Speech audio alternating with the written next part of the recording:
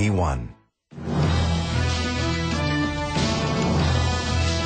Ko te kohanga reo o Rānana I te whenua o Ingarangi, kei te whāngai I te reo me ona tikanga ki ngā whānau Māori e noho Mataramaira, kia mautonu ai I a rātou tō rātou Māoritanga. Hioi tērā te mānuka nui o te kohanga reo rā, he wā pea tōna ka ngaro atu tō rātou whare.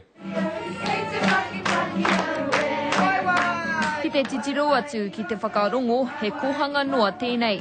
Engari ko tōna rereke, he mano mairo e nei whānau I o rātou marae, o rātou turanga waiwai. It's really important for our kids to know where they come from. Te kohanga and Ngāti Rānana, had it been for our whaia and for our mātua, we'd have such a big hole. Te kohanga o Rānana, definitely home away from home.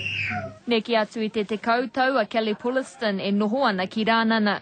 Ko Josiah tana tama, a ka hore ia e mōhio ki tōna whakapapa Māori. Nā reira koe nei te whānau e mōhio tia nei e ia. Realising that whānau is not about DNA, it's about who you choose to have in your life and those who choose to have you in theirs. Ki tua atu I tō rātou toto Māori, koe nei mokopuna he uri hoki no whenua ke, no iwi ke. Engari ko te mea nui o te noho tahi ki te kohanga reo, he whāngai ki a rātou I ngā tikanga me te reo o ngā tipuna Māori. Tino koa te ngākau ne, no te mea kei te mautonu te Māoritanga, te taha Māori, ane I konei I Rānana. Ki tōku nei whakaaro ko te tamaiti ia, te mōhi o Kauai ia, I roto I te ao whānui ka tae te tū pono, te tū kaha, aha ko te aha.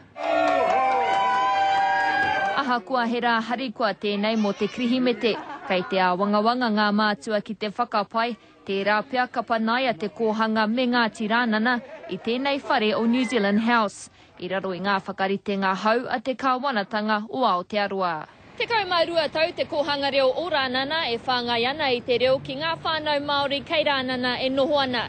E whakatairanga anō hoki I te reo o Aotearoa. Nō reira ko tā rātou e noi kia whakai mai te kāwanatanga kia noho tonu rātou ki roto I tēnei whare. Te wāhi he ki roto I te puku o te taone, he māma noi ho mō te whānau ki te haere mai I a wiki.